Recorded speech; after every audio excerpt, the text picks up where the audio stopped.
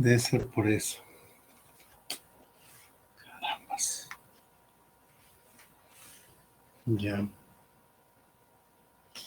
¿Te acuerdas que habíamos dejado una tarea de grupos? Rita? Era respecto del sistema de gestión ambiental.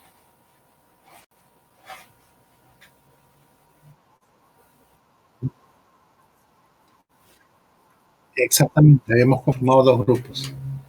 Pero ahorita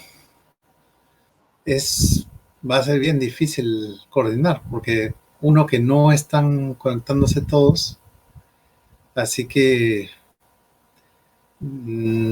difícil, salvo que en el tiempo, con el correr de los días, ellos se puedan conectar, pero cosa que lo veo difícil. Hoy día lo intenté llamar a Heiner, pero no me respondió. Igual también para ver si está bien. Así que, bueno, no, no tengo más datos respecto a tus compañeros, tus otros compañeros. A ver.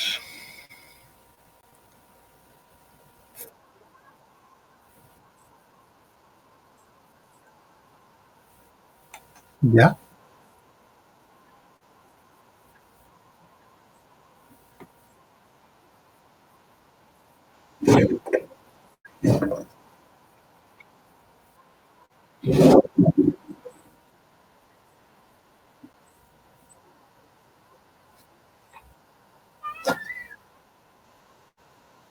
Sí, sí.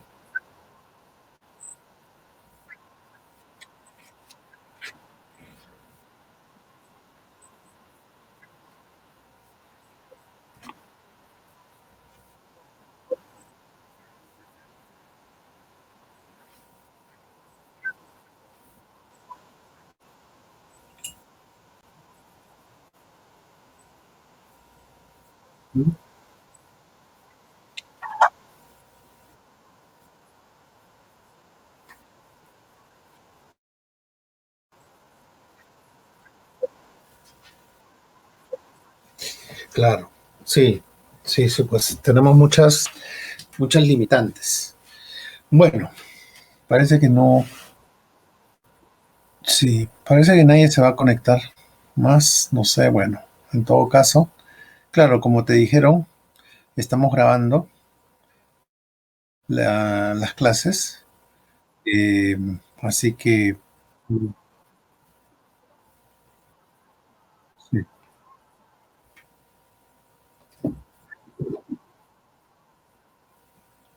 La grabación, nosotros, nosotros, sí, eso sí no sé, eso sí no sabría decirte. Acá hay este, una aplicación para grabar. Yo conecto la grabación y cuando concluyo, cierro la grabación, ¿no? Ahorita, por ejemplo, lo que estamos nosotros hablando se está grabando.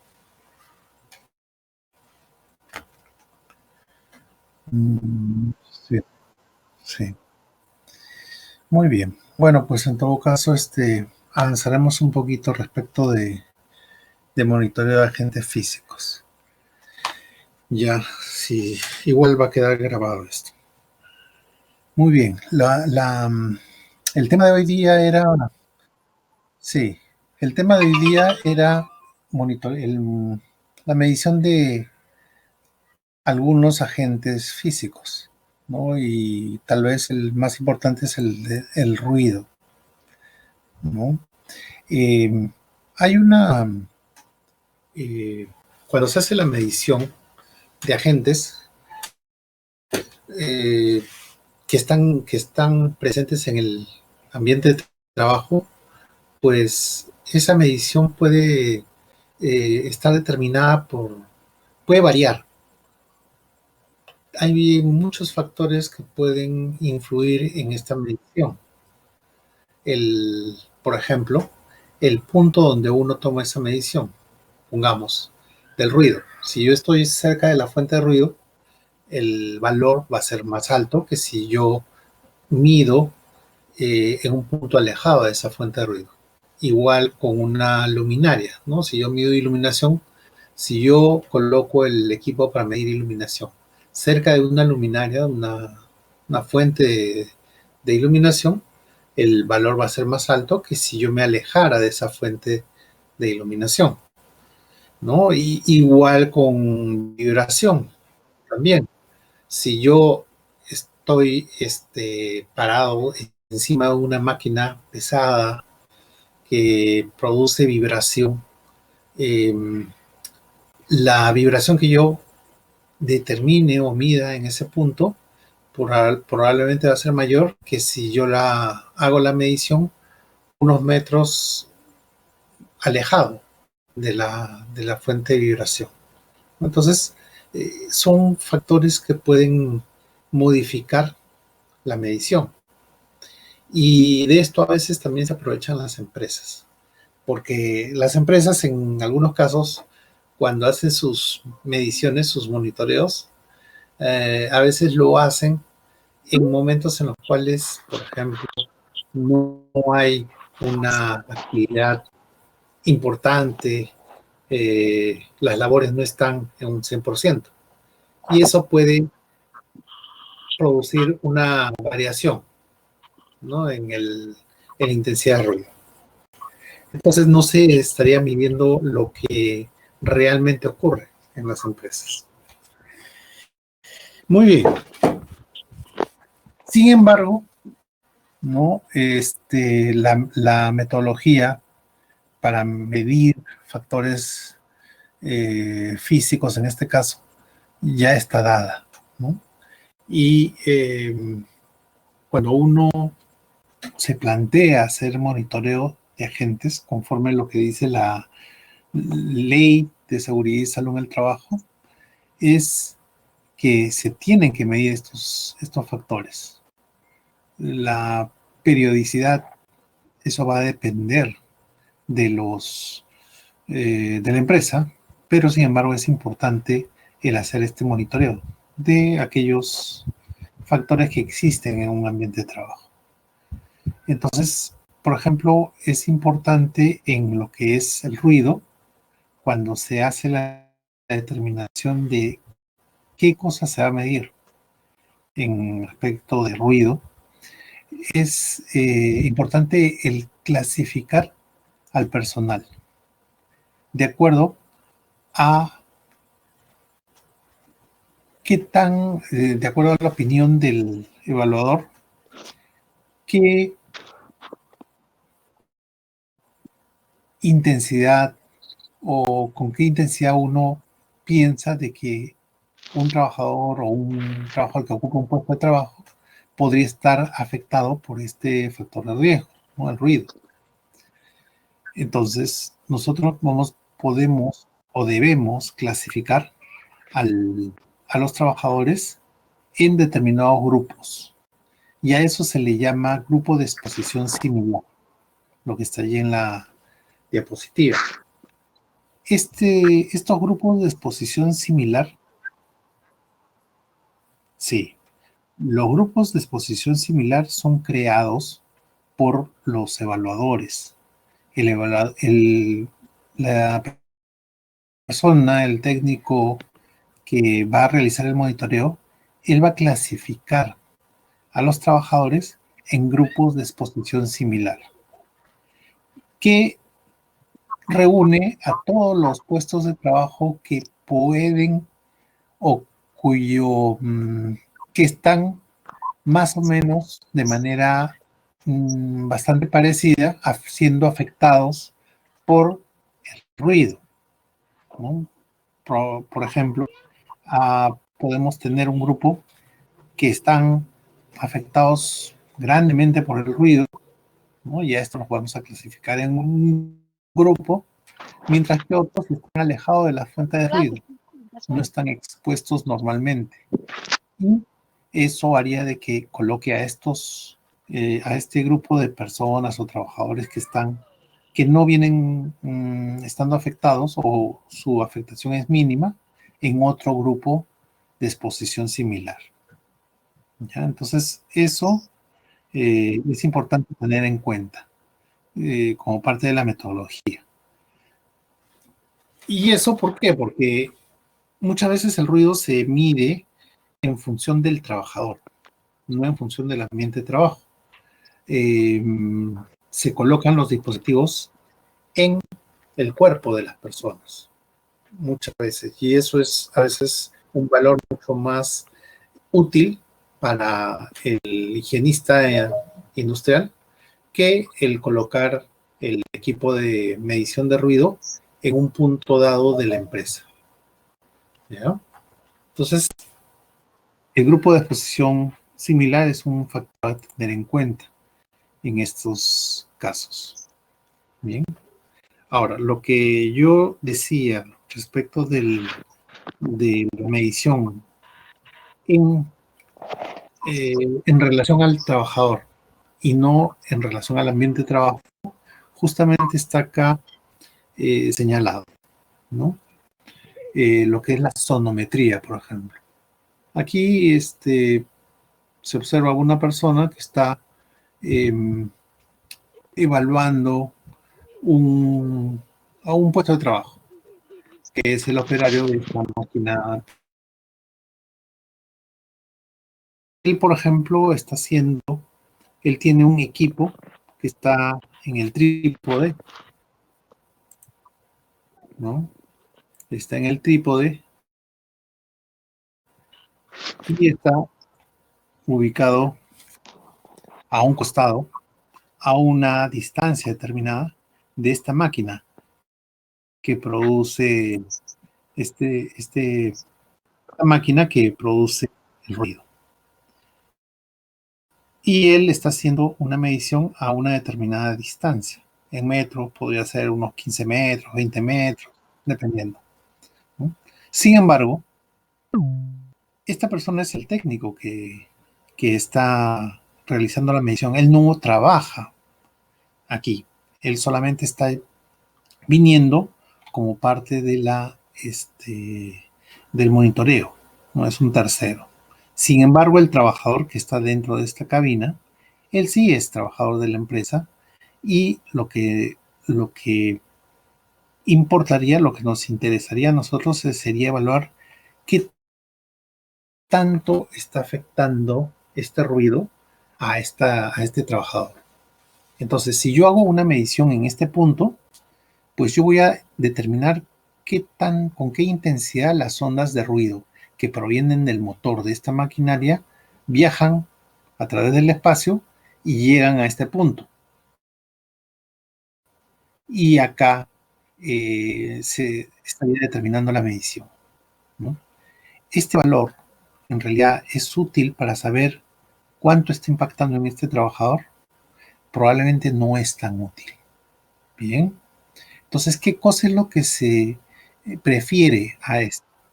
Lo que se prefiere es más bien el colocar este equipo, pero ya en un equipo mucho más pequeño, ¿no? Que no es tan pesado, no es tan grande como este equipo, y se coloca ese equipo de medición de ruido en el trabajador, en el cuerpo del trabajador, ¿no? Generalmente se coloca en eh, en el tórax del trabajador, ¿no? De tal manera que por más que este trabajador se desplace, el equipo de medición de ruido va a ir con él, va a viajar con él, porque lo tiene colocado en su cuerpo. Y este equipo va a ir midiendo durante todo el tiempo que lo tenga encendido, va a ir midiendo qué tanto el ruido afecta a esta persona, a este trabajador. Si este trabajador, por ejemplo, está aquí las 8 horas, este equipo va a medir cuánto es afectado durante esas 8 horas. Si este trabajador en algún momento sale de la cabina por X motivos, tiene que hacer alguna tarea, se desplaza, el equipo de medición de ruido también se va a desplazar con él y va a seguir midiendo con qué intensidad eh, impacta este ruido, este factor, en este trabajador. ¿Okay? A este equipo que se adhiere al cuerpo de la persona se le llama dosímetro, mientras que este equipo que se encuentra en un punto físico en el espacio, ¿no? En el ambiente de trabajo, se llama sonómetro. ¿Ya? Entonces, existen dos equipos distintos, dosímetros y sonómetros. ¿Ok? ¿Cuáles son los más interesantes que me dan una información más útil desde el punto de vista de eh, evaluar el impacto del factor ruido en el trabajador? Son los dosímetros.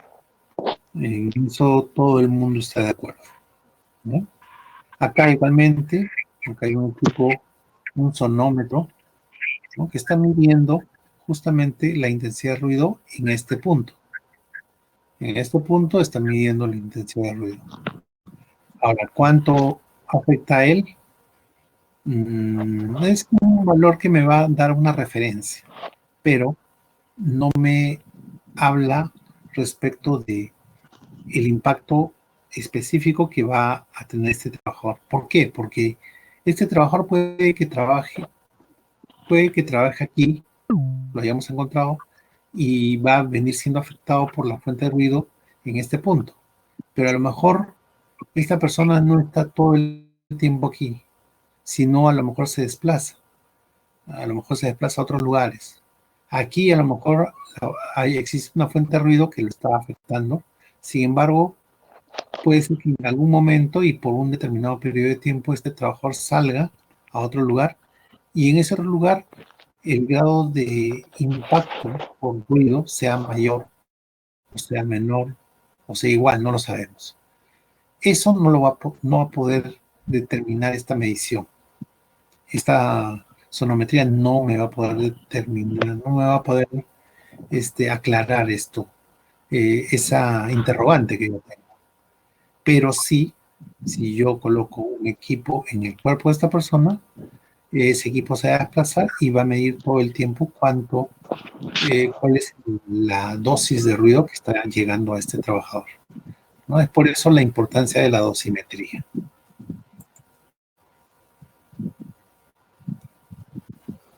¿Qué es esto de acá?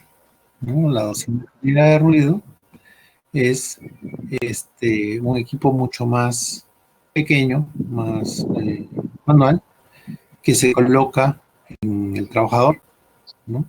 Un sensor que se coloca a una determinada distancia de los oídos de la persona, ya eso también está pautado, hay ciertos estándares que sirven para hacer eso, ¿no? Y aquí le está colocando el, el equipo que va en la cintura y que es el equipo que tiene las baterías para que pueda funcionar a lo largo de las horas que va a tener este trabajador colocado este dosímetro y que va a recibir la información del sensor que va a estar más arriba. ¿Okay? Es ese mismo trabajador que estaba en la maquinaria, ¿no? Solamente que ya no están haciendo aquí sonometría, sino le han pedido que descienda para que le coloquen el dosímetro y una vez que se coloque, va a regresar, va a cerrar su cabina. Estas cabinas generalmente lo aíslan, es trabajador del ruido. Pero hasta qué punto lo aíslan, eso depende. Depende de la máquina, depende de qué tan nueva es, ¿no? Hay varios factores que influyen en eso. Entonces, la dosimetría es un eh, valor mucho más útil para ver los temas de higiene ocupacional. Aquí ya están colocados los equipos, está la batería, ¿no?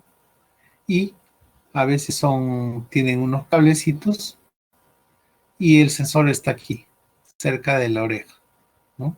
Igual acá. Y a veces no requieren ni siquiera cables y simplemente, bueno, el equipo ya está conectado el sensor con la unidad central de procesamiento y este equipo va a servir para realizar la dosimetría. Esos son los dosímetros y sonómetros que hemos visto. Aquí hay un sonómetro que está instalado en un trípode, ¿no? El sonómetro solito está aquí, ¿no? Este es el equipo un equipo parecido tiene el instituto. Y estos son los dosímetros, que es la unidad central, ¿no? De procesamiento de datos, y el sensor que viene a ser esto de acá, que está unido por un cable hacia la unidad central, la unidad de procesamiento, ¿no? Esos dos tipos de equipos se utilizan para lo que es la medición de ruido.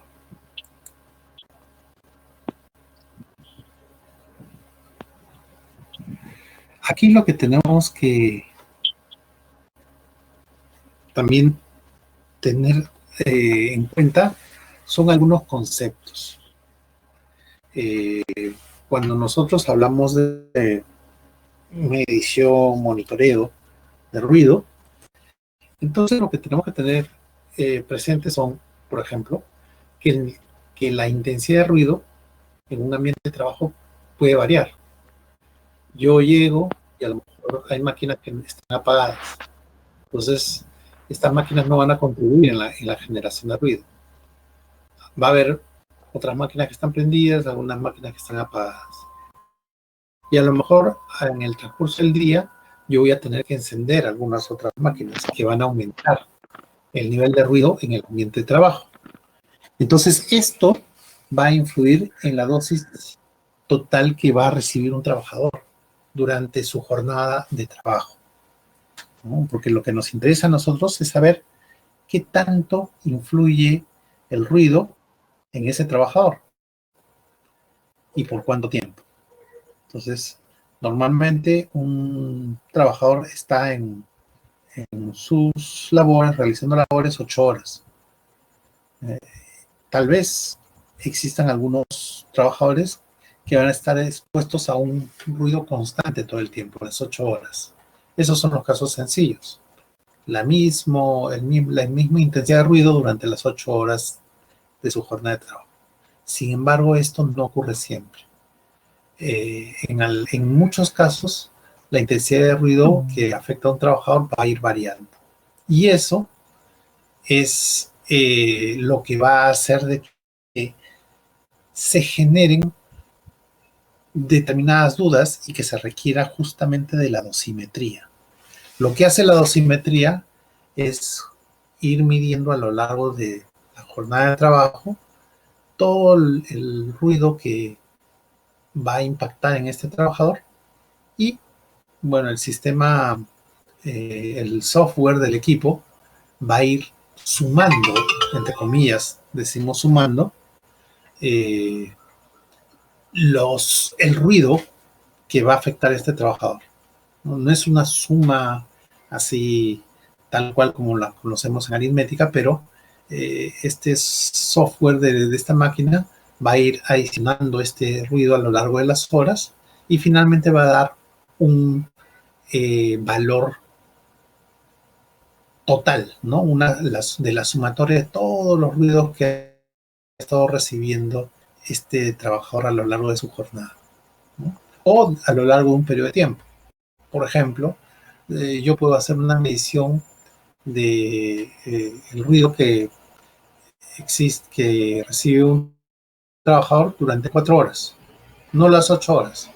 Me quedo 4 horas y yo mido durante las 4 horas. Y lo que va a hacer el equipo va a hacer justamente el cálculo de todo el ruido que va a recibir este trabajador durante las 4 horas.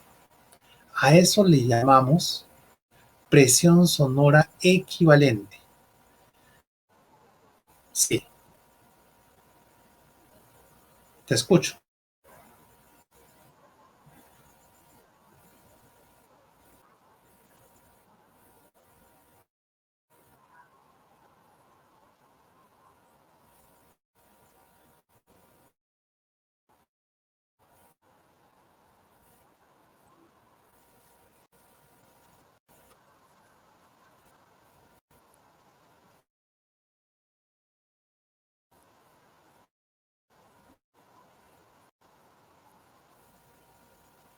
¿Podrías repetir? El sonido está bien.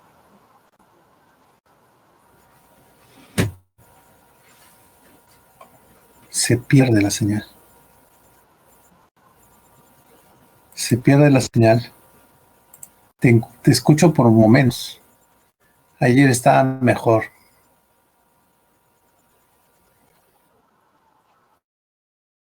¿Ya? Escribe. ¿Sí?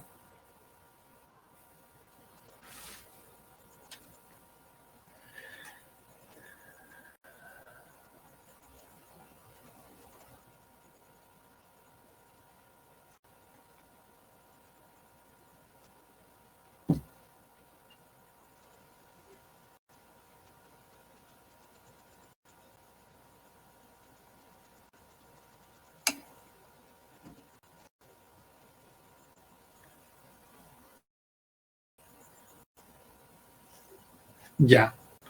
El dosímetro tiene un sensor. Este sensor, este de acá, esto se le va a colocar al trabajador, ¿no? Aquí está colocado, por ejemplo. Lo que la metodología de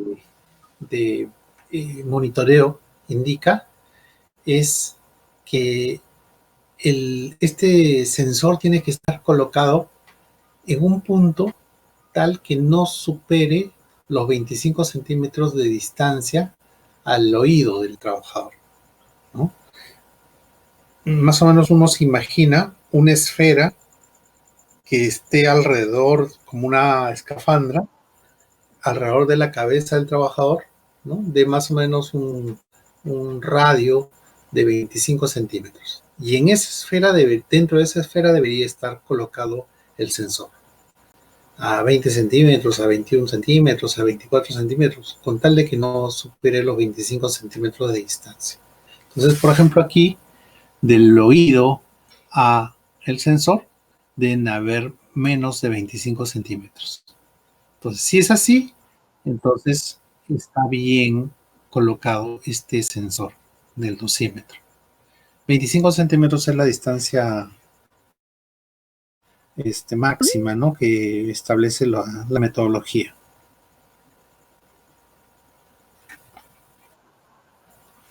Sí,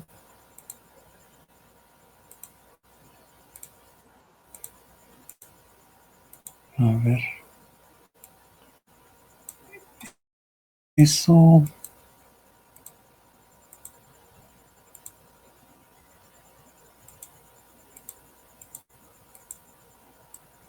está- no, no.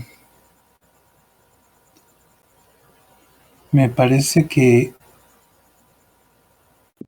no lo han colocado. En la 015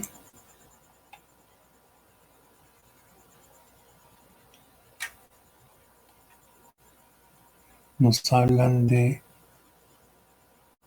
valores límites, pero no me hablan mucho de la metodología.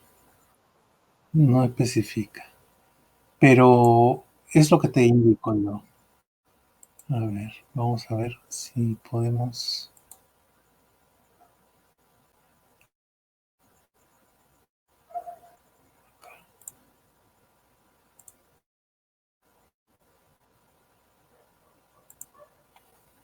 A ver si puedo. mostrar esto.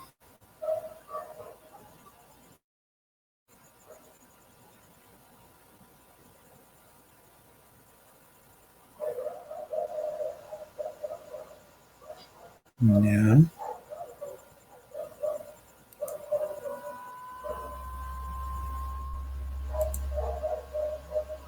Bien.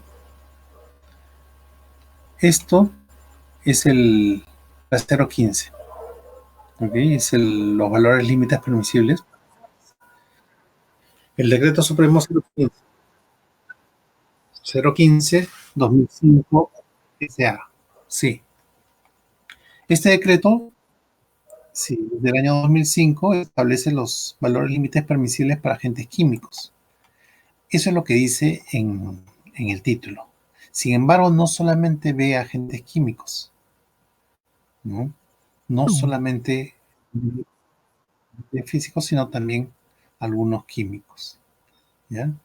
Eh, Se habla de determinados conceptos, valores límites, techo o ceiling, el TW, que es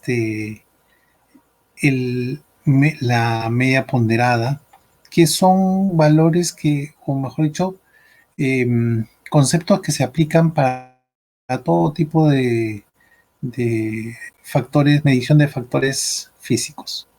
¿Ok?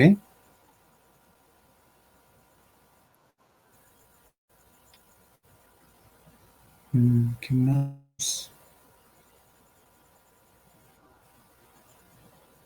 La forma de sumar es una integración, es una sumatoria de, este, de estas intensidades de ruido en el caso de cuando se hace medición de ruido. ¿Ya? Bueno, creo que no hay mucho ahí. Entonces, podemos regresar aquí.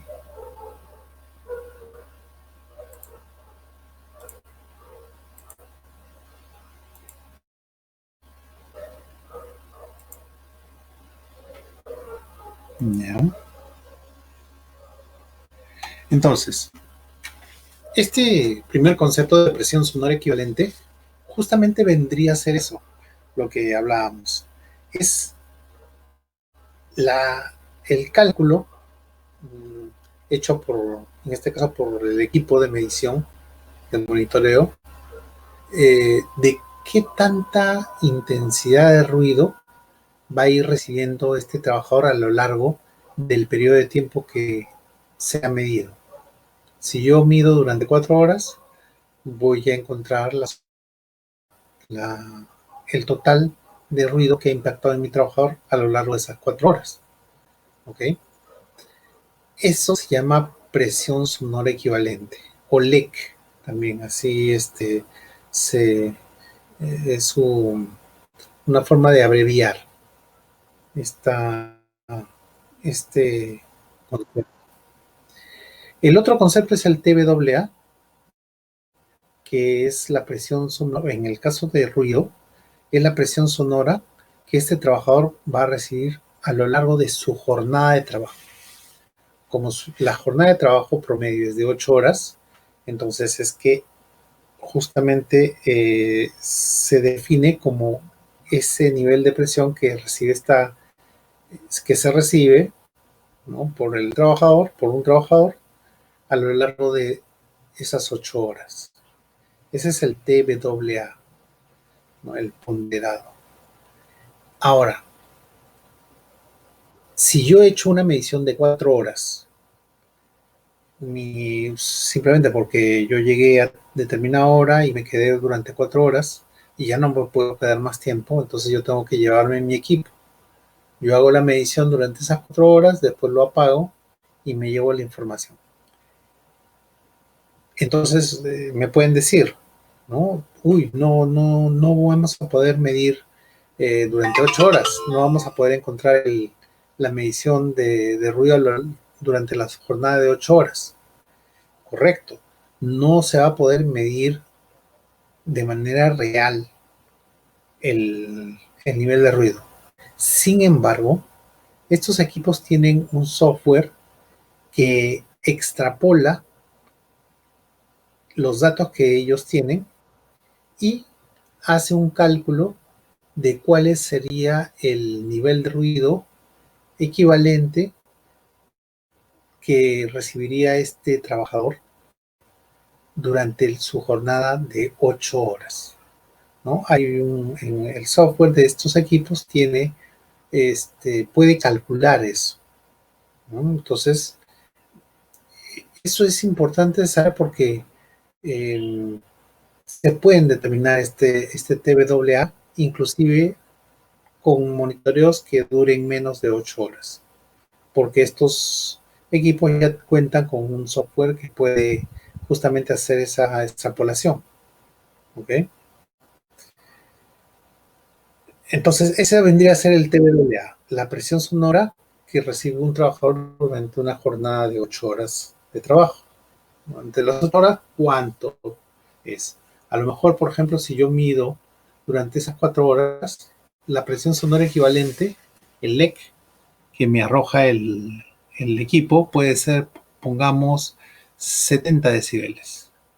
Y a lo mejor yo hago el cálculo, mejor dicho, yo le pido al equipo que haga el cálculo de cuánto sería el TWA para, para esa medición que yo he hecho durante 4 horas.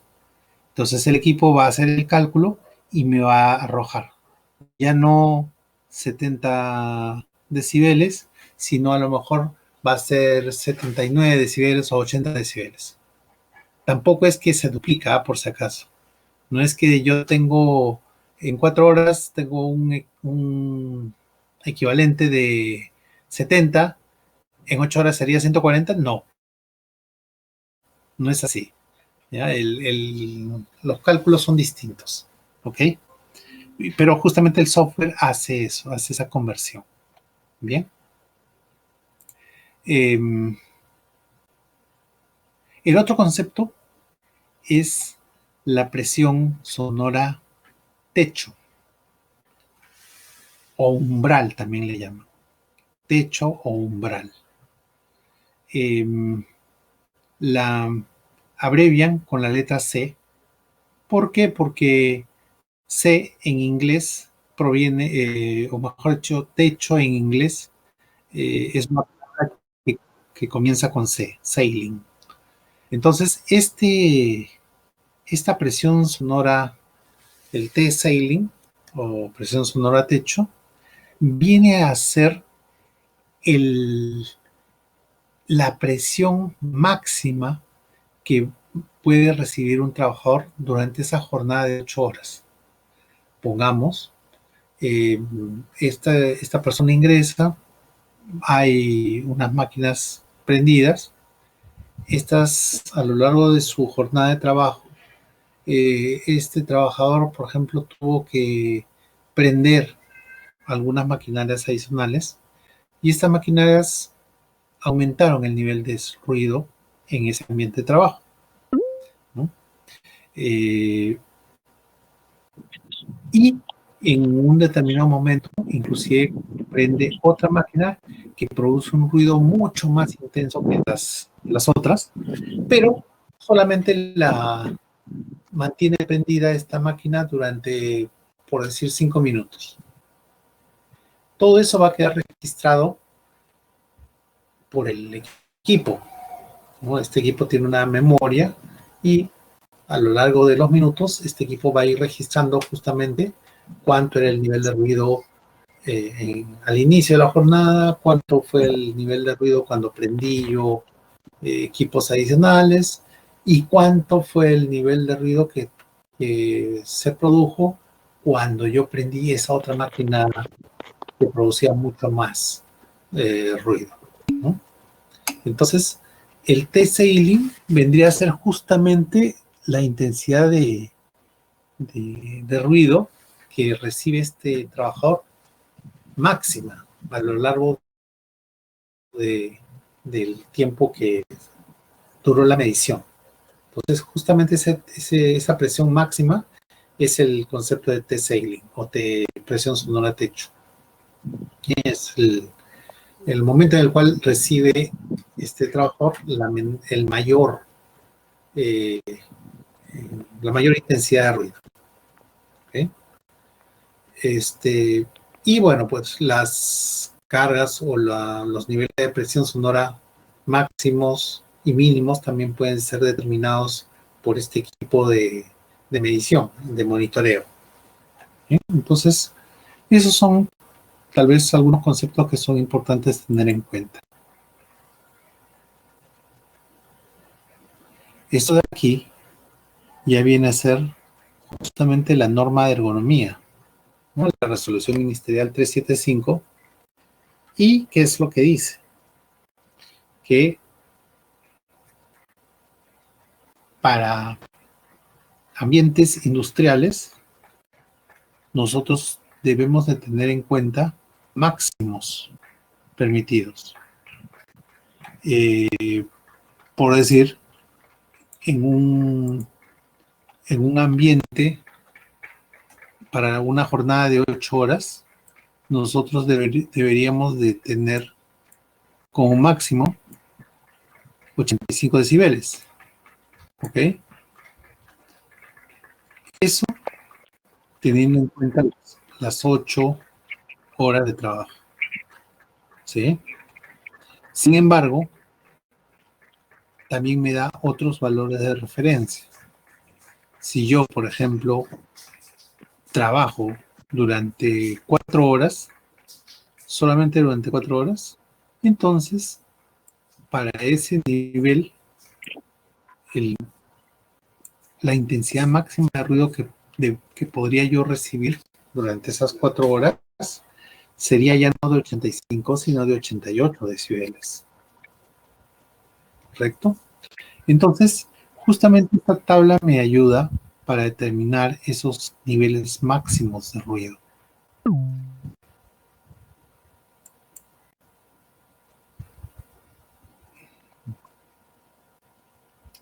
La norma de ergonomía es una, esa de aquí, ¿no? Justamente el reglamento de seguridad y salud en minería, ¿no? Tiene también lo mismo prácticamente eh, establecido aquí, ¿no? En una tabla. Es bastante similar, ¿ok? Pero aquí, como decía, solamente ve la intensidad, el nivel máximo de ruido. No le interesa más nada. Uy, esto se cambió esto. Ya, ¿qué podemos hacer acá?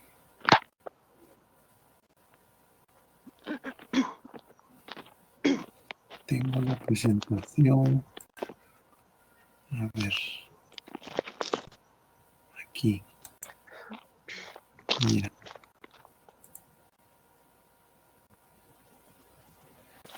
Esto de aquí lo vamos a ver en otra. A ver, vamos a ver.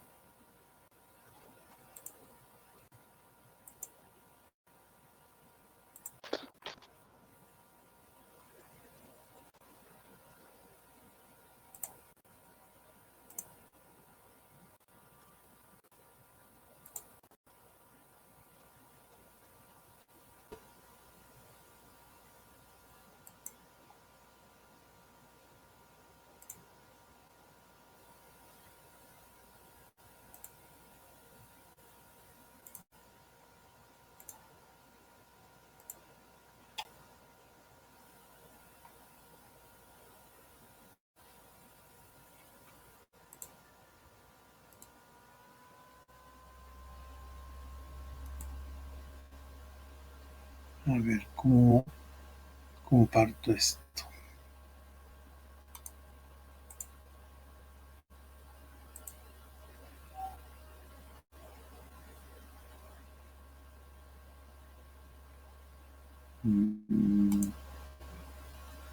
Compartir.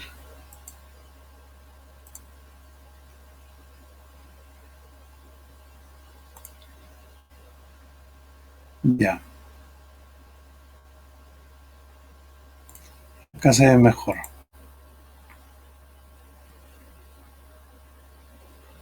Ok, ahora sí. Ya. ¿Cómo entendemos esto?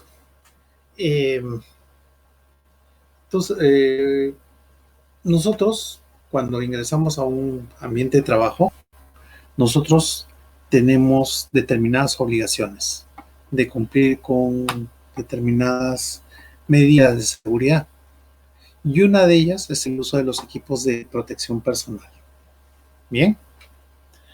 Eh, entonces, yo, en realidad, yo no me estoy exponiendo directamente frente a este nivel de ruido que existe en un centro de trabajo, donde se produce ruido. ¿Por qué no? Porque yo voy a estar utilizando mis equipos de protección, en este caso, equipos de protección auditivas. Puedo estar utilizando copas, puedo estar utilizando tapones auditivos, vinchas, en fin, una serie de distintos equipos de protección auditiva. Bien, pero esto no haría de que el nivel de ruido que efectivamente impacta al trabajador sea distinto del ruido que yo estoy midiendo en el ambiente de trabajo. ¿Sí? ¿Estás de acuerdo? Efectivamente. Sí, porque si yo tengo una barrera que tengo en el oído, entonces no voy a poder indicar que efectivamente el nivel de ruido que yo tengo en el ambiente de trabajo va a ser el ruido que directamente va a afectar a mi oído. ¿Por qué? Porque yo tengo un tapón que me está protegiendo. ¿Ok? Entonces es por eso que lo que se ha hecho es, se ha tenido que eh, aplicar determinadas reglas para poder calcular cuál es el nivel de ruido que me podría estar afectando a mí, de acuerdo al equipo de protección auditiva que yo tenga. Este equipo de protección auditiva tiene un nivel de protección, pero esto solamente se da cuando un equipo es estándar, es decir, cumple con determinados estándares. ¿Okay? Eh, Pongamos, yo compro un equipo 3M, unos tapones auditivos, y yo en esos tapones auditivos yo tengo una determinada garantía por lo que me da la fábrica de que este equipo me tiene un factor de protección. ¿Ok? Normalmente todos los equipos de protección personal deberían tener esa garantía. Sin embargo, tú sabes que en el mercado uno puede encontrar de todo. Por lo tanto, por lo tanto no, no necesariamente todos los equipos son normados. No todos los equipos cumplen con determinados estándares. A ver, acá tengo.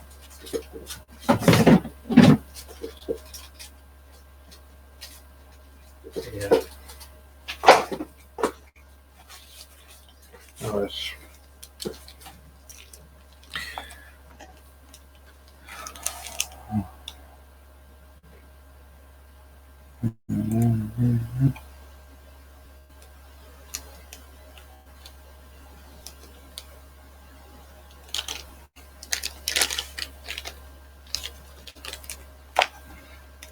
ejemplo,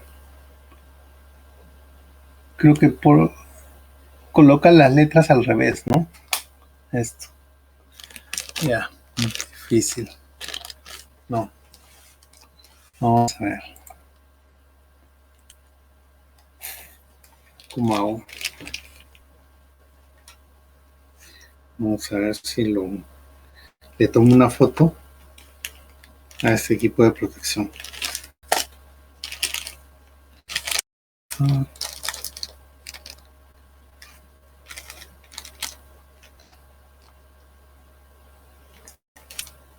Okay.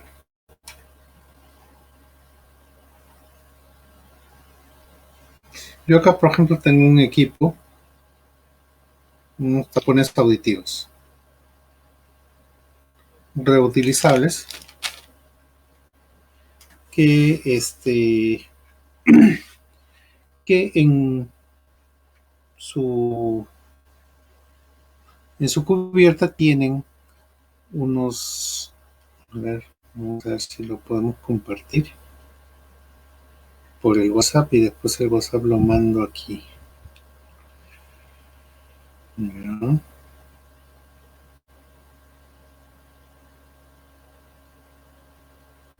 Ahí está.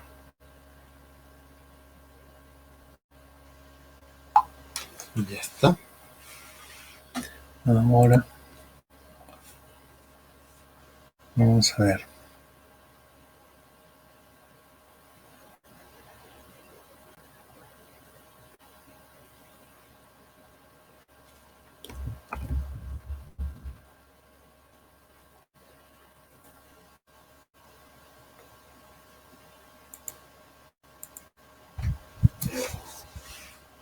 Ya.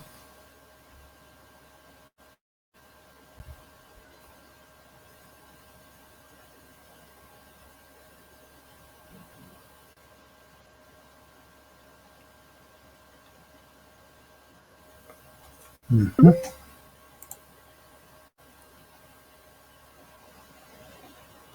A ver si se puede ver esto.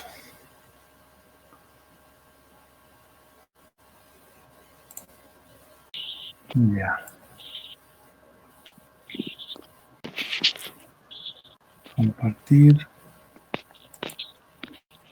Aplicación. Tenemos clase hasta las 10. Sí, y tenemos tiempo.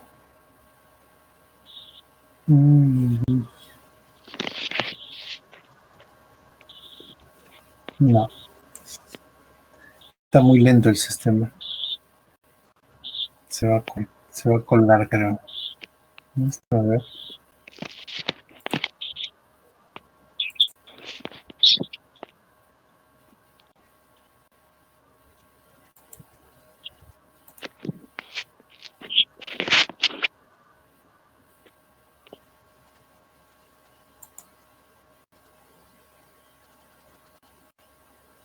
Ya.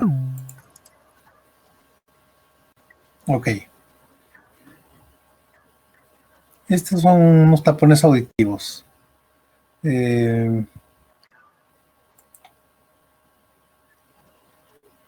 Cuando yo amplifico esto, mire acá debajo de este recuadro rojito, hay unos, eh, unos datos. SNR, efectivamente, son los niveles de protección auditiva que este equipo, que con ese código, me garantiza, ¿no? Esta fábrica me garantiza que para ese equipo mi nivel de protección auditiva o de atenuación del ruido por ejemplo, en este caso, el SNR es 28.6 decibeles, ¿no? Para ese equipo. Hay distintos equipos y cada uno tiene un determinado nivel de, de protección, ¿no? Entonces, en este caso, 28.6 decibeles. Eso viene a ser el nivel de atenuación del ruido. ¿Ya? ¿Ya? Y entonces, ahora sí podemos un poquito regresar a la diapositiva.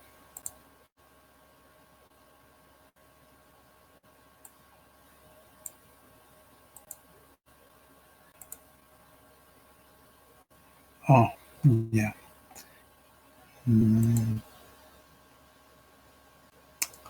Tenemos que entrar al otro. Me había olvidado que esto está mal. Página de aplicación. Acá. Ya. Entonces, el nivel de atenuación de ruido justamente es lo que yo voy a determinar con esta fórmula, ¿no? Acá hay una fórmula que dice NRR real es igual al NRR menos 7 sobre 2. ¿Qué pasa? Que la fábrica, en este caso esta empresa, me dice que este equipo tiene un factor de protección de 27.6 decibeles. Pero ¿qué cosa significa eso? Que en teoría, en laboratorio, se coloca este equipo utilizando la técnica correcta, perfecta, ¿no? De colocación de este equipo, ¿no? En personas que tienen un conducto auditivo adecuado para este equipo, ¿no? Entonces, condiciones prácticamente ideales, en condiciones ideales, este equipo me va a proteger con ese nivel de atenuación de ruido. Me va a reducir esa cantidad de decibeles.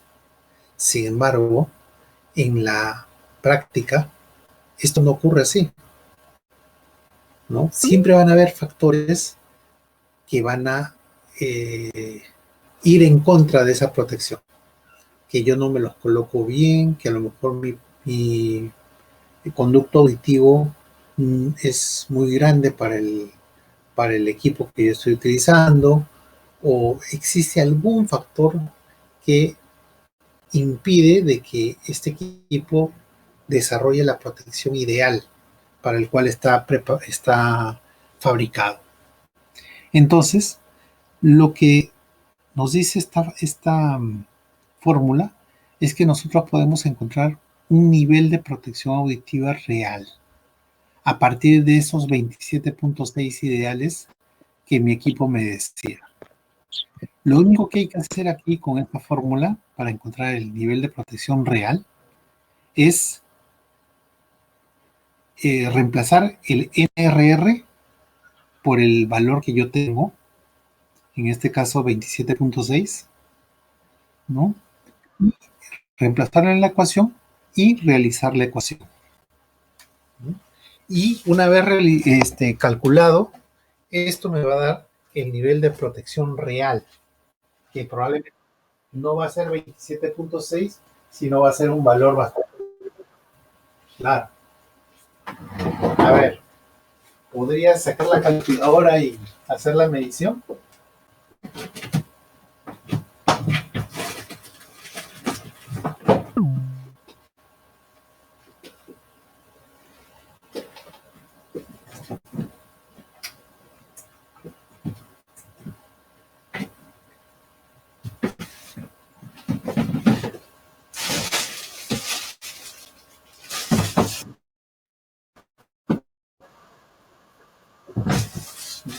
10.3, ¿sale? 10.3. Ok.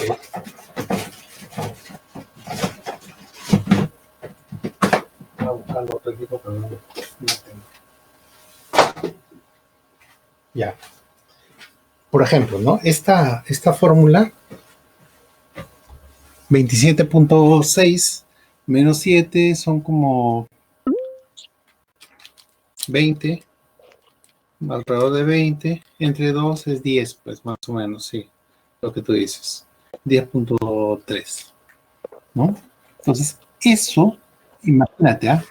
Este equipo que dice 27.6, de acuerdo a esta fórmula, que es una fórmula que está recomendada por la Asociación de Higienistas Industriales de los Estados Unidos, en realidad no protegería, no reduciría en 27, en 28.6 los decibeles, no, sino, claro, sino reduciría aproximadamente 10 decibeles. Claro, en realidad un poquito menos de la mitad, ¿no? En condiciones reales. ¿Okay? Entonces, cuando tú veas un equipo de protección, por decir que este equipo 27.6, si piensas que en realidad te va a reducir un nivel de ruido de 90 decibeles, lo va a reducir hasta 70 y 90, 70, menos de 70, 60 y tantos, 63 decibeles, en realidad no ocurre eso. En la práctica no ocurre eso. La reducción es bastante menor, la mitad podría ser. Entonces, a lo mejor esta persona con este equipo de protección reduciría de 90 a 80, por decir, unos 10, nada más. ¿Ya? Entonces, esta fórmula siempre es importante tenerla en cuenta. ¿Por qué? Porque nosotros nunca vamos a estar protegidos de manera ideal. Siempre por la rapidez, por el trabajo, ¿no? Estos equipos no protegen lo que dicen proteger, sino su nivel de protección es aproximadamente la mitad de lo que dice, de lo que indica. ¿Ok? Muy bien, entonces esa fórmula es importante tenerla en cuenta. ¿Ya? El nivel de corrección de la protección auditiva.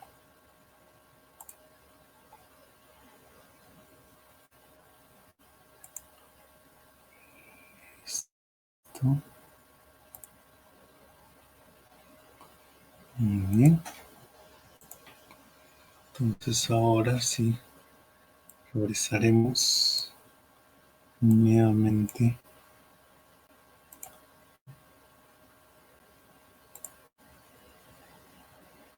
Ok.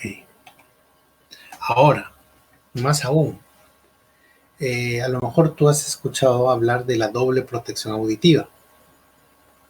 Es decir, un trabajador que está expuesto a un ambiente muy ruidoso, lo que le recomiendan, mira, primero ponte tapones auditivos y encima de los tapones auditivos te pones unas copas.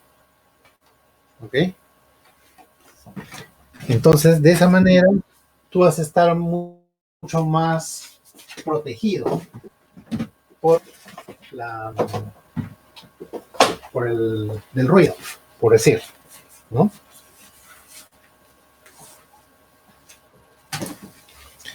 Yo, por ejemplo, si ahorita me colocara una protección auditiva,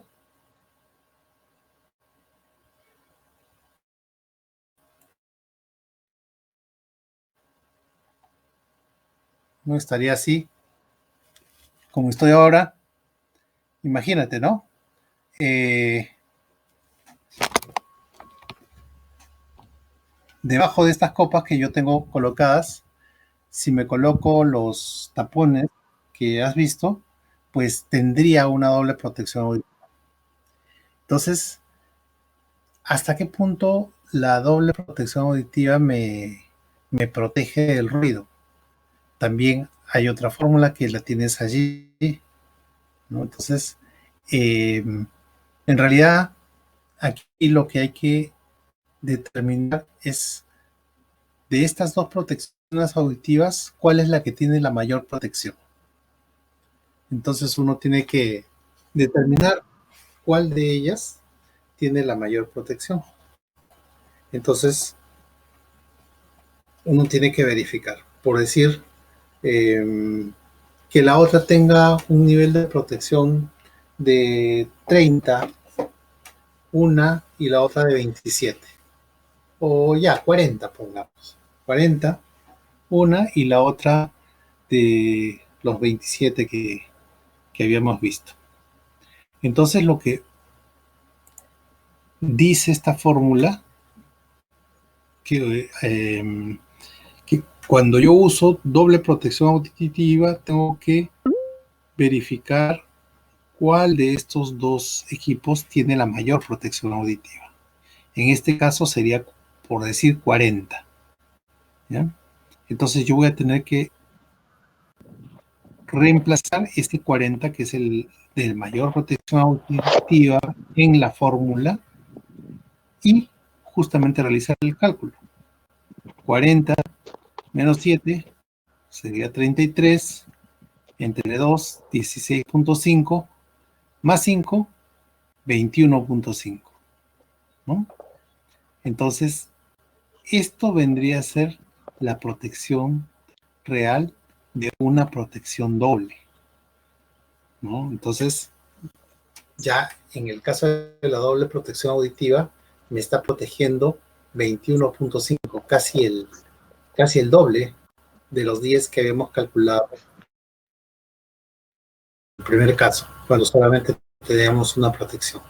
En este caso, además de esa protección de 27, estoy utilizando una protección de 40, bastante mayor, ¿no? Y pongamos, si tuviera, pero pongamos otro ejemplo, si tuviera más o menos la misma protección, la copa y que el tapón auditivo, por decir 30 y el otro 27. Si nosotros hacemos el cálculo con 30, fíjate, ¿no? 30 menos 7, 23, entre 2, 11, 11.5, más 5, 16, 16.5. En realidad, la doble protección auditiva me sube mi nivel de protección solamente 5 decibeles, de 11 a 15, 15.5, bueno, ¿ya? No es aproximadamente, claro, de 11, ¿no? Entonces, como tú ves, el aplicar una doble protección auditiva no es que en realidad te proteja la suma, ¿no? No es 20 más 20, no es 10 más 10, ¿no? Sino es menor la protección, ¿ya? Entonces también esta es otra formulita que a veces es importante tener en cuenta, al menos cuando uno está trabajando, ¿no? En campo y uno quiere saber qué tanto protegemos a nuestros trabajadores, o teniendo, por ejemplo, los valores de monitoreos, eh, qué tipo de protección personal yo debería utilizar. A lo mejor para mí no es conveniente utilizar una doble protección auditiva porque no me ayuda en mucho. A lo mejor con un buen equipo de protección auditiva, uno que me proteja, que tenga un nivel de protección suficiente, haciendo el cálculo, me va a ser útil para mis trabajadores, ¿no? Entonces, eh, ese es un factor que nosotros podríamos tener en cuenta desde el punto de vista de la práctica, pues en la vida real. Bien.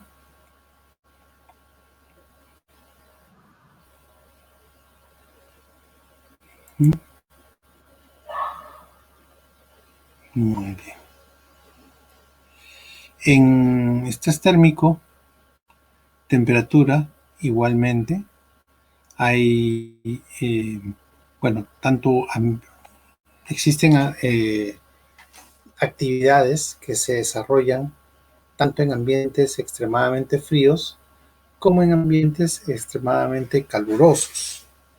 Ambos extremos son igualmente perjudiciales, dañinos.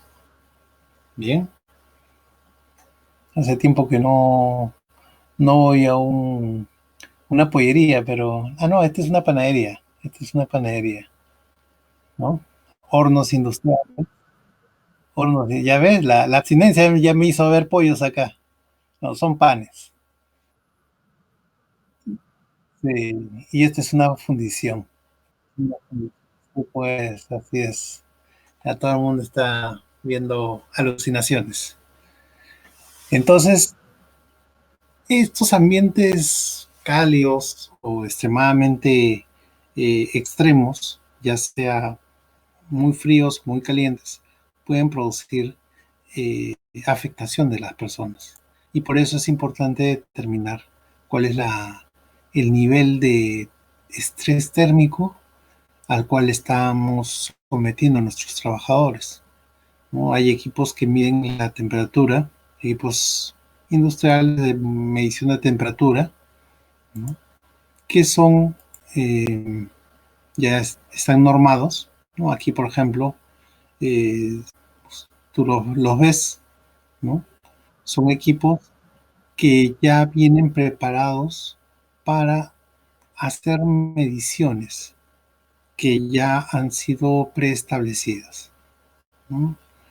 Si uno ve en los textos de higiene industrial, va a encontrar pues temperaturas, distintos tipos de temperaturas. Temperatura de globo, temperatura de bulbo húmedo, temperatura de bulbo seco. Entonces, estos tienen significados desde el punto de vista del trabajo, ¿ya? Eh, no viene al caso mucho mm, ponernos a hablar mucho respecto de esto, pero ¿no? Existen estos factores, ¿no? Eh, por ejemplo, ¿no? Aquí dice, ¿no? Temperatura de globo, temperatura de bulbo húmedo, ¿no?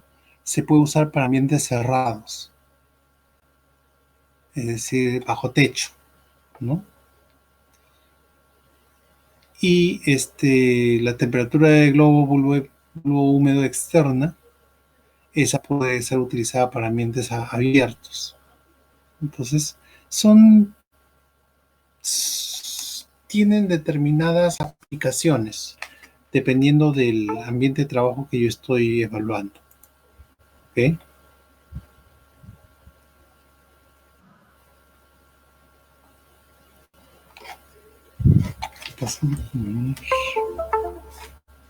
Yeah.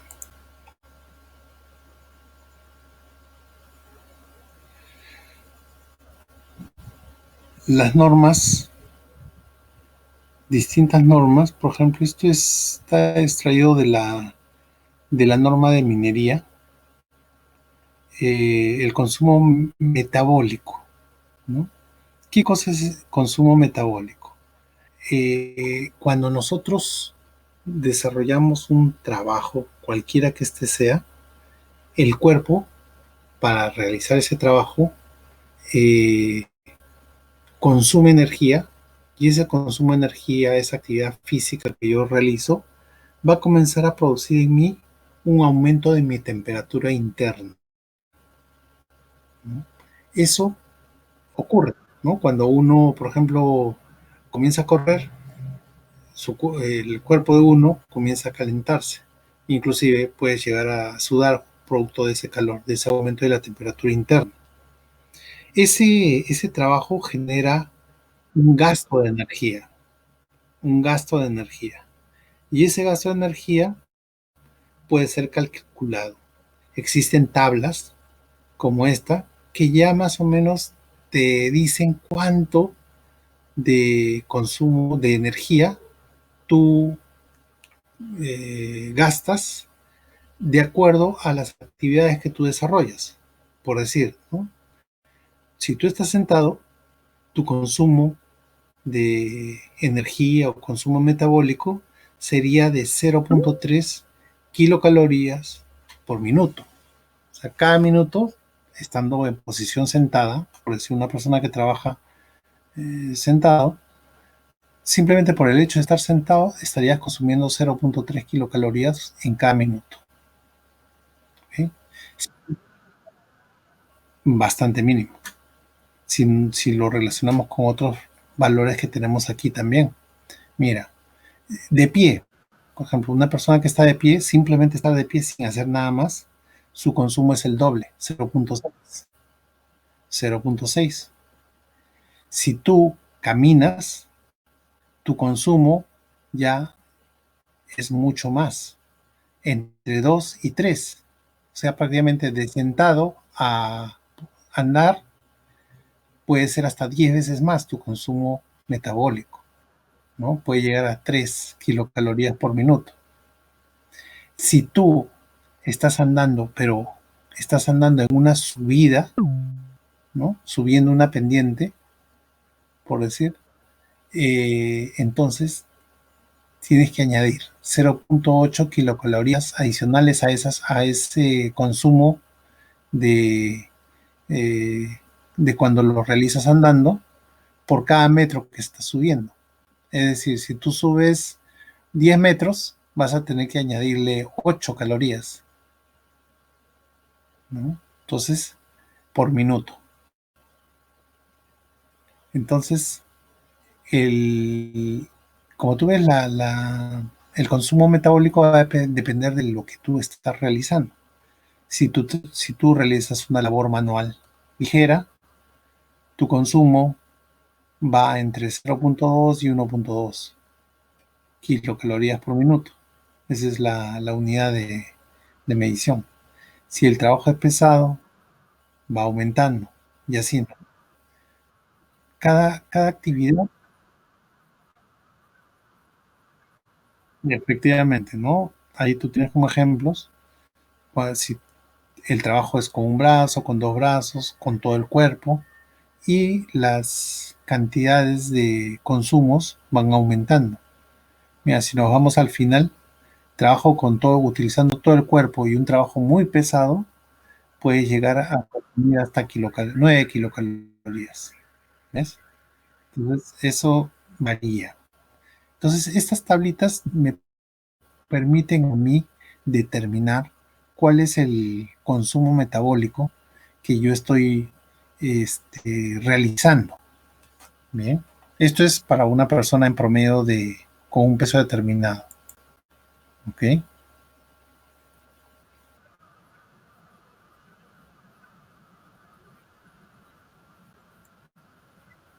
Sí, está allí. Está allí. ¿Ya? Y ¿esto de qué me va a servir?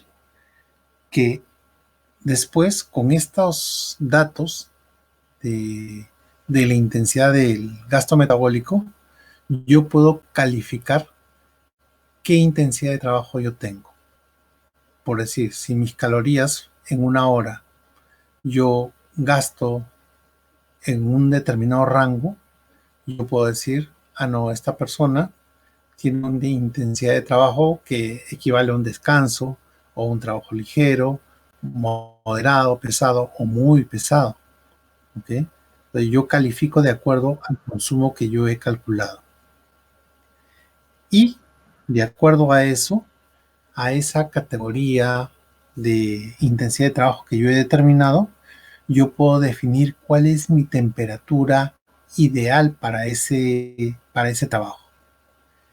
Por decir, si yo hago un trabajo muy pesado, que hace de que yo consuma muchas kilocalorías, entonces probablemente la temperatura ideal para mí no tendría que ser muy alta. ¿Ok? Y eso lo vamos a ver después, aquí. Esto está en la norma 375, la norma básica de ergonomía.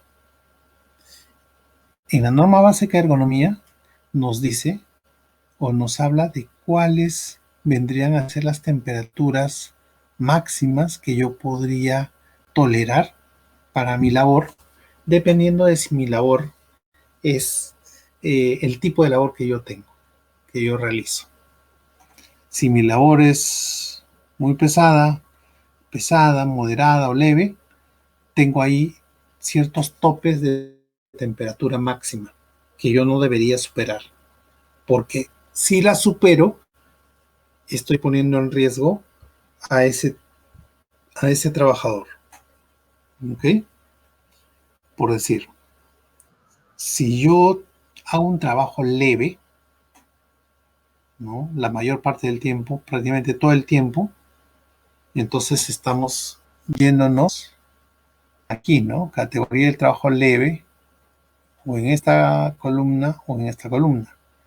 Y si mi trabajo es leve, el 100% de mi trabajo es leve, yo tengo aquí dos valores. ¿De qué depende? 27.5 y 29.5. Depende si el trabajador está o no está aclimatado a el, el clima que existe en el ambiente de trabajo. Normalmente los trabajadores estarían aclimatados, normalmente, ¿no? Más generalmente se utiliza esta parte de la tabla.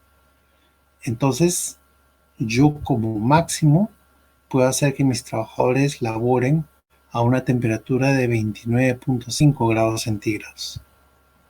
Si las labores son descansadas, leves.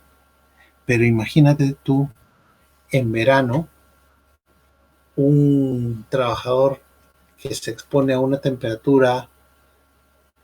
¿A cuánto llegamos acá? Superamos los 30 grados. Claro. Y si te vas a Piura, pues las temperaturas inclusive son mucho mayores. Entonces, definitivamente en esa circunstancia nosotros estaríamos superando estos valores, ¿no? 29. Ah, ¿qué pasa si mi labor implica descansos? ¿No? Por ejemplo, aquí 75% trabajo y 75% descanso. Entonces yo puedo permitirme un nivel de temperatura inclusive superior. ¿Qué pasa si yo más paro descansando que trabajando?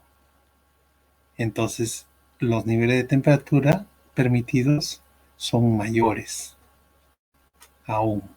¿Ves? Entonces, los niveles que acá se colocan prácticamente resultan ser lógicos, ¿no? De acuerdo a si uno seguía por la lógica, efectivamente, ¿no? Mientras más descanso que yo tenga, yo puedo permitirme elaborar a temperaturas mayores. Es decir, por ejemplo, en verano, si mi temperatura llega a los 30 grados, yo podría decirle a mi trabajador, ¿sabes qué? Tú ya no deberías trabajar el 100% de tu labor, sino tendrías que tener determinadas pausas, ¿no? El 25% de tu trabajo, de tu horario de trabajo, tendrías que tomar descansos. Entonces, eso de acuerdo a esta norma, eso de acuerdo a esta norma. Y si la labor es pesada, mira, la temperatura también debería reducirse. Si tu labor es leve, una temperatura de 29.5. Pero si tu labor es pesada, mira, la norma te pide que como máximo podrías tolerar 26 grados, 26 grados centígrados. Debería ser menor. Y si tú descansas, si la labor es pesada, podrías llegar hasta 30 grados, sí, pero descansando bastante, con pausas frecuentes. Prácticamente el 75% tendrías que descansar. Y además de eso, pues, otras medidas más. Sí, dime.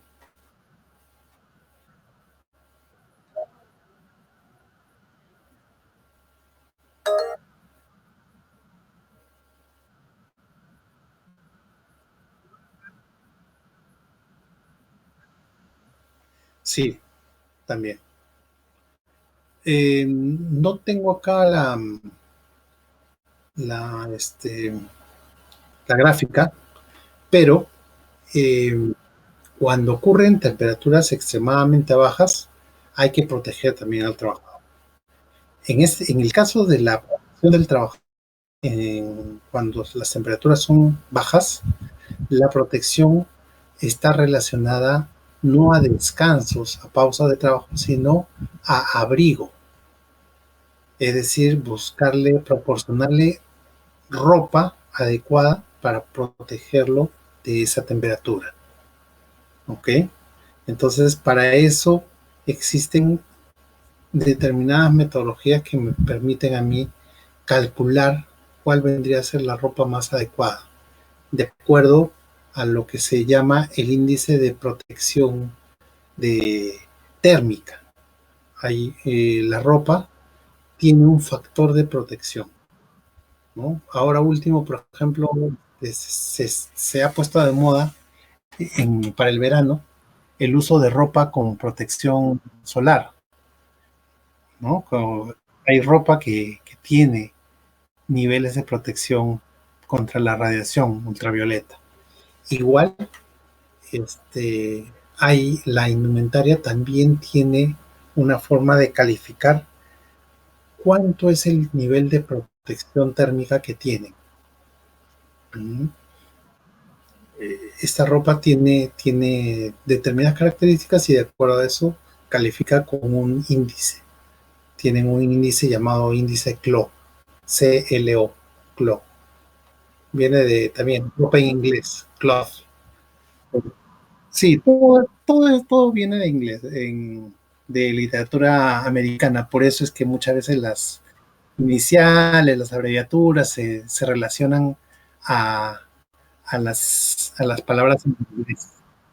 Efectivamente, efectivamente.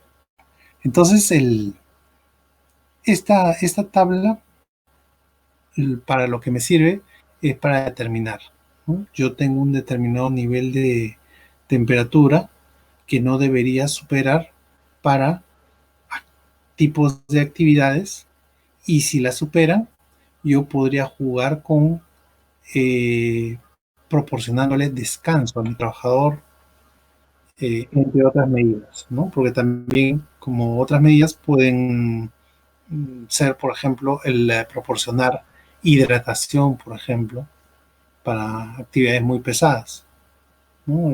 Uno con el trabajo pierde calorías, suda y podrían haber ahí temas de pérdida de la hidratación.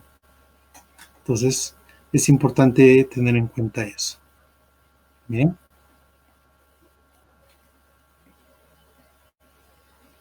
listo. Yo creo que ¿qué otra cosa más había que ver aquí? Eh, hay estas, estos monitoreos están relacionados o se basan en literatura mayormente eh, americana, ¿no? Eh, los norteamericanos tienen eh, eh, así como nosotros tenemos nuestra norma, la RM015, que establece los valores límite, los americanos también tienen estándares de valores límite. Entonces, esos estándares ellos los van adecuando periódicamente. Nuestra norma es, de, nuestra norma es del año 2005. Desde el 2005 ya van 15 años y todavía no se ha actualizado. Tal vez, ojalá que en algún momento se actualice, ¿no? Pero los americanos sí, sus normas tienen actualizaciones periódicas. Entonces ellos hablan de que, por ejemplo, no solamente ellos se cuidan del sonido audible, sino, por ejemplo, del ultrasonido, ¿no? Eh, uno, el ultrasonido o el infrasonido son sonidos que normalmente no pueden ser detectados por el oído humano. ¿sí? ¿Por qué? Porque están fuera del rango de audición del ser humano, ¿no? Entonces, estos ruidos sí pueden ser detectados por otros seres vivos. Por ejemplo, los animales, cuando eh, en caso de sismos, comienzan a los perritos, se ponen inquietos, comienzan a ladrar, ¿no? ¿Por qué? Porque ellos ya van percibiendo ese infrasonido producto de las vibraciones del suelo. Sonidos son sonidos subsónicos que están por debajo de nuestro umbral auditivo. Sin embargo, los animalitos lo detectan y por eso es que comienzan ellos a inquietarse, a ladrar, porque ya perciben eso. Entonces, ese es el motivo por el cual, por ejemplo, ellos sienten antes que nosotros los temblores. Bien. Eh, Se decía, o al menos se pensaba que el ultrasonido, por decir, no producía daño. Sin embargo, por ejemplo, la literatura de los americanos nos muestra un niveles máximos o umbrales máximos de sonido, el ultrasonido, en el caso de que exponer frecuentemente, ¿no? Um, el ultrasonido tiene aplicaciones técnicas, tecnológicas, sí. Por ejemplo, las ecografías, ¿no? Tienen, en cierto modo, las ecografías médicas que se realizan están basadas en ultrasonido. Pero bueno, una ecografía pues dura minutos, no es tan, no es tan prolongada, ¿no? Entonces, ellos, por ejemplo, establecen determinados límites para lo que es el ultrasonido, por decirte. Es algo que aquí, por ejemplo, nosotros no lo consideramos.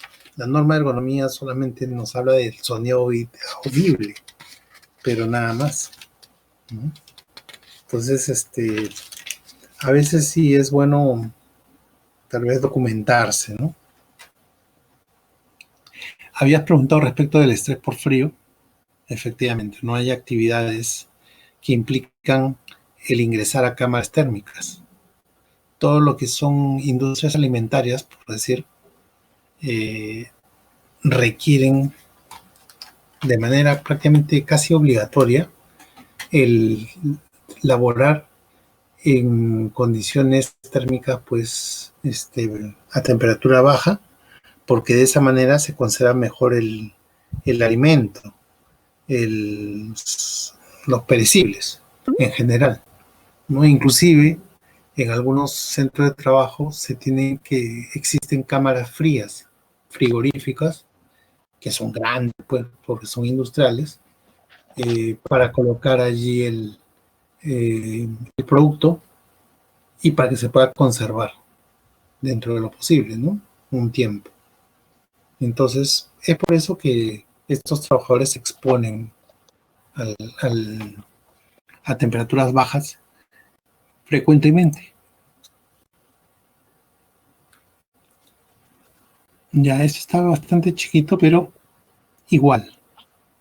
Es bastante cercano a lo que veíamos en temperaturas elevadas, ¿ya? Eh, Aquí arriba está la temperatura que se puede determinar con el equipo de monitoreo de temperatura. ¿Ya? Esta es la temperatura real, ¿ok? Pero esta temperatura real, pongamos, yo entro a un frigorífico y llevo mi termómetro, hago la medición y me dice, ya, dentro de la cámara térmica, la temperatura es -12, ¿correcto? Ok, pero hay otro factor que también es importante tener en cuenta en temperaturas bajas, que es el viento, la velocidad del viento. ¿Qué pasa cuando, te pregunto, estamos en invierno, tú estás en la calle, no estás te olvidaste por ahí una ropa más abrigadora, estás con ropa ligera, comienza a bajar la temperatura, pues uno siente la temperatura, pero ¿qué pasaría si estás en un ambiente con mucho viento? ¿La sensación térmica sería mayor o, o no? ¿Sentirías más frío o menos frío cuando hubiera viento, si es que hubiera viento? ¿Qué crees? ¿O qué ha pasado?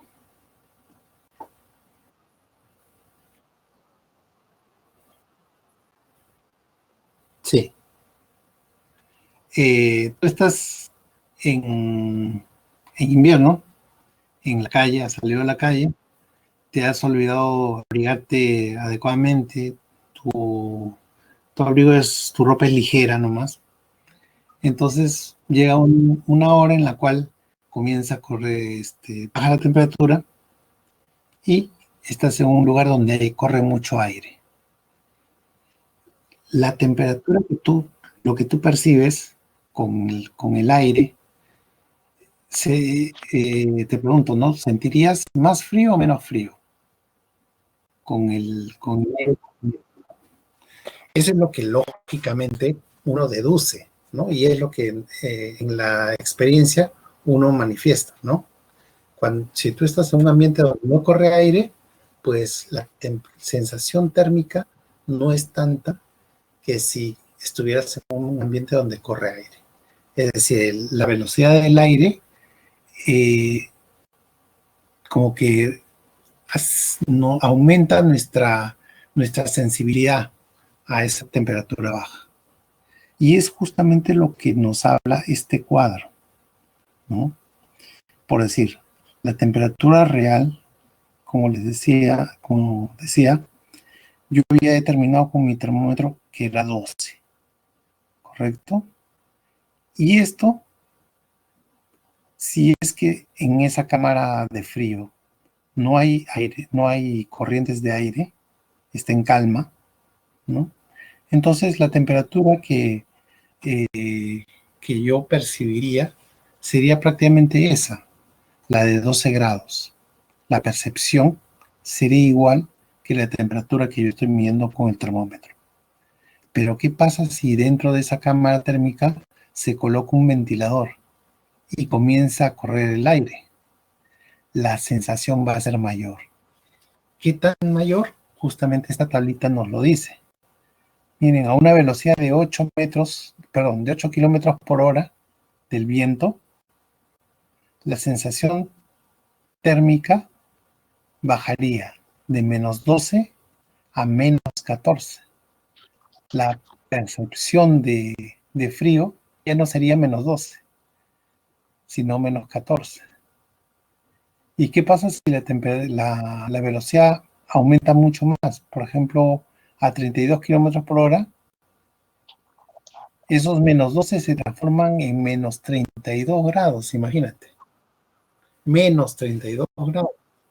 Mucho más baja la sensación térmica, ¿no?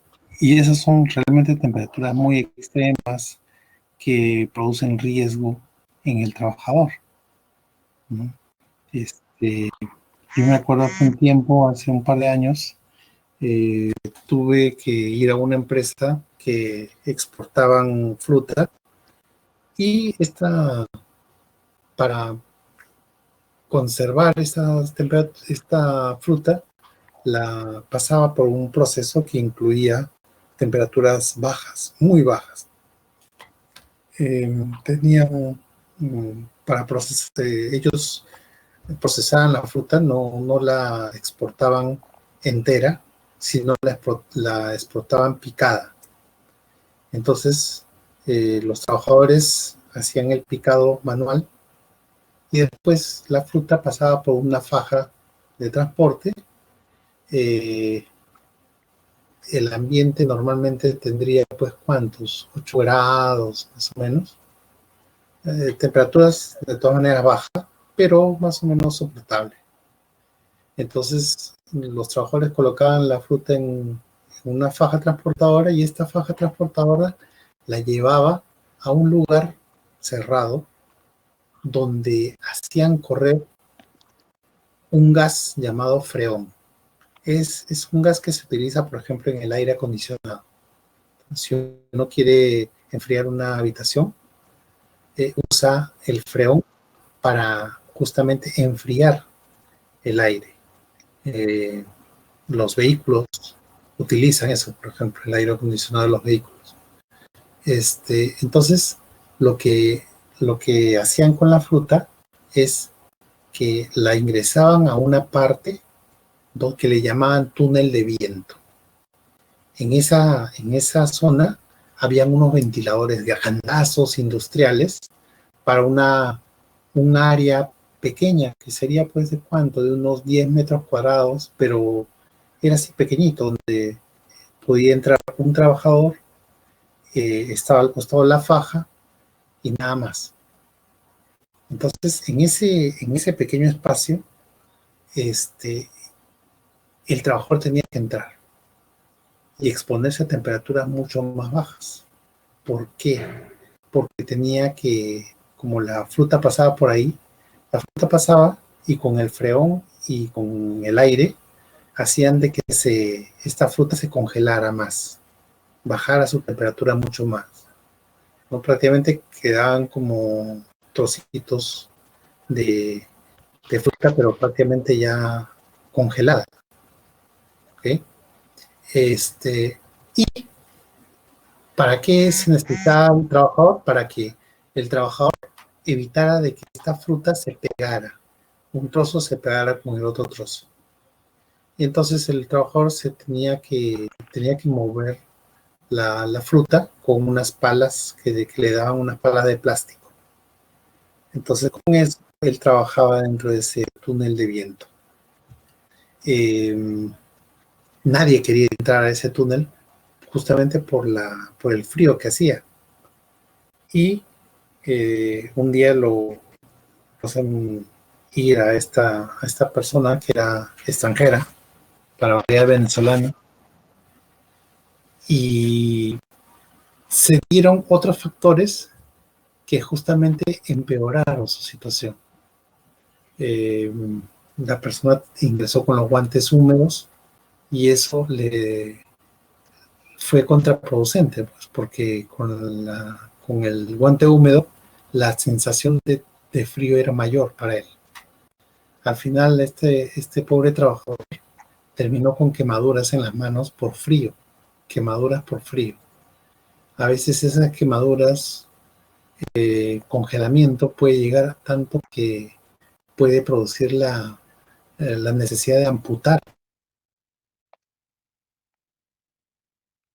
Ya en la Primera Guerra Mundial, con